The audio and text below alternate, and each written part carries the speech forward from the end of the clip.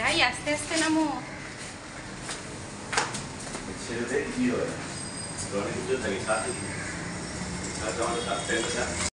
দিতে বলো না।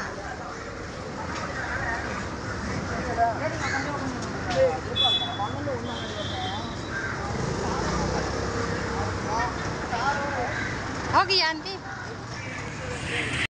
আমরা চললাম মেরিনা বিচের দিকে।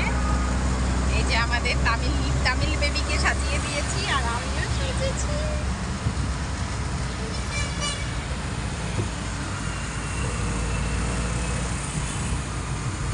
বন্ধুরা আমরা অটোতে তো উঠে গেছি আর এখন একটা সিগনালে আটকে গেছি। আর এখানকার অটোগুলো না দেখতে খুব সুন্দর, হলুদ আর কালো, বেশ সুন্দর। তো পরের স্টপেজেই আমরা নেমে যাব মেরিনা বিচের উদ্দেশ্যে। আর এখন একটা সাবওয়ে দিয়ে গিয়ে ওপারটায় আমাদের যেতে হবে, তো আমরা সেদিকেই যাচ্ছি।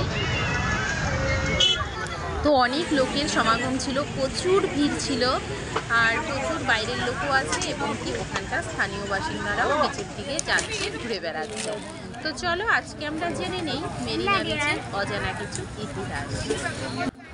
মেরিনা বিচের দুধার থেকে রয়েছে প্রচুর সি বিচে অনেক রকমারি দোকান। তো মেরিনা বিচ হলো চেন্নাইয়ের একটি বিখ্যাত এবং ঐতিহাসিক সমুদ্র সৈকত। এটি ভারতের দীর্ঘতম এবং বিশ্বের দ্বিতীয় দীর্ঘতম সমুদ্র সৈকত। এর নামকরণ করা হয়েছিল 1880-এর দশকে, যখন গভর্নর মাউন্ট স্টুয়ার্ট গ্র্যান্ড ডাফের সৌন্দর্য দেখে মুগ্ধ হয়ে প্রমনেড তৈরি করেন এবং এর নামকরণ করেন মাদ্রাস মেরিনা। মেরিনা বিচ চেন্নাইয়ের একটি প্রধান আকর্ষণ এবং পর্যটকদের জন্য একটি জনপ্রিয় স্থান। আপনারা যদি কখনো চেন্নাইয়ে ঘুরতে যান অবশ্যই মেরিনা বিচ দেখে আসবেন। মেরিনা বিচ খুবই সুন্দর, কিন্তু এখন অনেকটা দূষণের দিকে চলে গেছে। সেটা আমি ওখানে গিয়ে দেখতে পারলাম যে সত্যি সমুদ্রটাকেও মানুষ আর দূষণমুক্ত রাখতে পারলো না, একদম দূষণের হাতে ঠেলে দিয়েছে। এই যে এত দুধারে দোকান, যে যার যার মতো নানান কিছু খাচ্ছে এবং কি কোনো ডাস্টবিনের ব্যবস্থা নেই, সেখানে যে যেটা খাচ্ছে, যে যেটা কিনছে, যত কাগজ প্লাস্টিক নোংরা সব কিছুই বিচে ফেলা। আর অনেক বড় বালির বিচ, মাঝখান দিয়ে কোনো রাস্তাও নেই।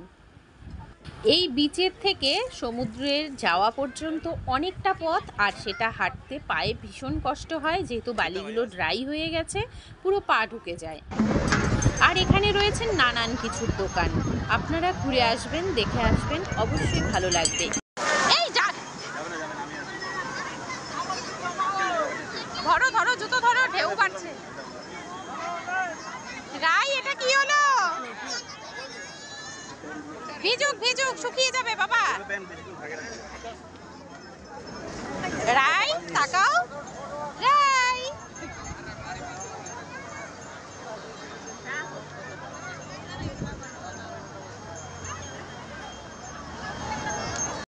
মেরিনা বিচ হলো চেন্নাইয়ের সমৃদ্ধ ইতিহাসের সাক্ষী। এটি একটি ঐতিহ্যবাহী স্থান এবং শহরের সাংস্কৃতিক ঐতিহ্যের একটি অংশ।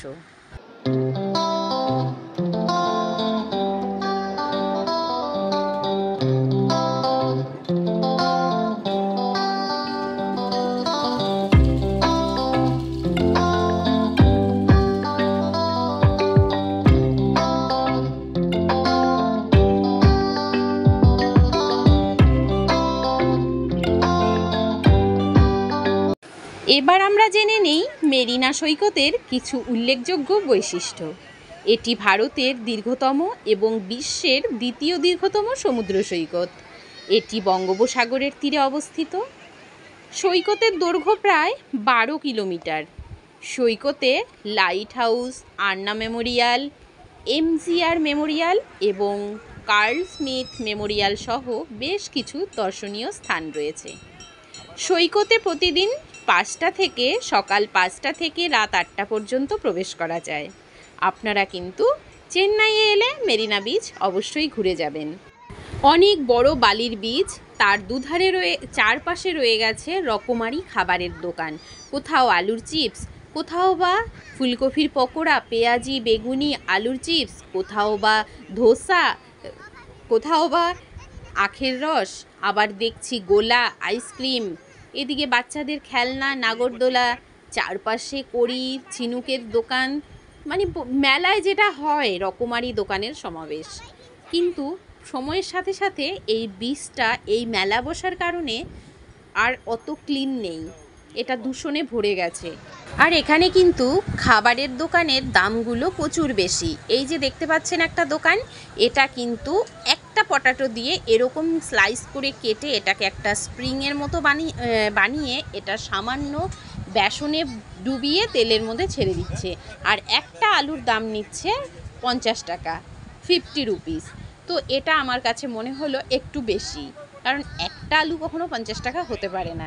তো যাই হোক, খাওয়ার ইচ্ছে হয়েছিল, তো তারপর নিয়ে নিল ওর বাবা পকোড়া আর লঙ্কার চপ। তো এখানকার লঙ্কার চপটা নাকি বেশ ভালো লাগলো, কারণ অনেক বড় বড় লঙ্কাগুলো, তো সেটা খেতে বেশ ভালোই লেগেছে। কিন্তু আমি খাইনি, যেহেতু আমার অ্যাসিডিটির প্রবলেম, তো সেই কারণে। আমরা এখন গোলা খাবো। চলে এসেছি গোলার দোকানে, আমরা এখন গোলা খাবো। রাইট? আমি গোলা খাবো। গোলা খাবে? চলো আমরা আগে গোলা খেয়ে নিই।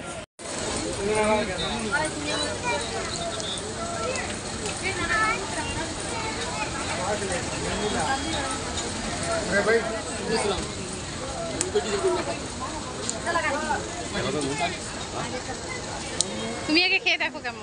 আমিও খাবো। দাও না।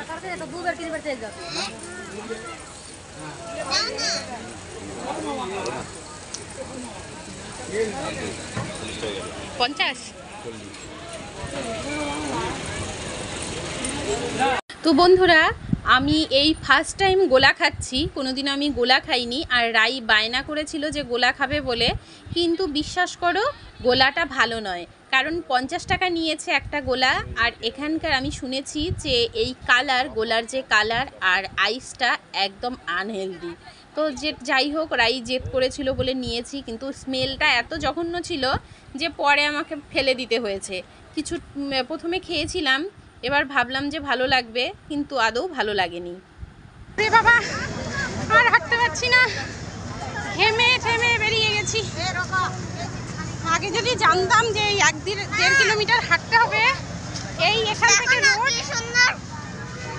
এখান থেকে ওই বিচে যাওয়া। রাই, হাঁপিয়ে যাওনি? একদম মেন রোড থেকে 1.5 কিলোমিটার হেঁটে তারপর কিন্তু বিচের সন্ধান আমরা পেয়েছি। আর সেই বালি দিয়ে হাঁটতে প্রচুর কষ্ট হয়েছে। আর আপনারা চাইলে ঘোড়া নিয়ে নিতে পারেন, ওখানে কিন্তু অনেক ঘোড়া আছে, তো ঘোড়ায় উঠে যেতে পারেন। আমার ভয় লেগেছে বলে আমি যাইনি, কারণ ঘোড়াগুলো ভীষণ বড় বড়, দেখেই ভয় লাগছিল। আর যাক, আমরা বিচ ঘুরে চলে এসেছি, এখন আমরা এখানে বসেছি। আর দেখতে দেখতে সন্ধেও হয়ে এলো, আর আমরা অন্য কোথাও যাইনি, যেহেতু ট্রিটমেন্টে এসেছি, মনে একটা টেনশন কাজ করছিল, সে কারণে আর অন্য জায়গাগুলো ঘোরা হয়নি। আপনারা এলে অবশ্যই ঘুরে যাবেন। তো মেরিনা বিচ থেকে ঘুরে এসে একটু বসলাম, আর এই দেখো কি কিনে এনেছে, দেখো কি দারুণ করে বিক্রি হচ্ছে আমের স্লাইস, এর মধ্যে শুধু লঙ্কা গুঁড়ো আর বিট নুন দেওয়া।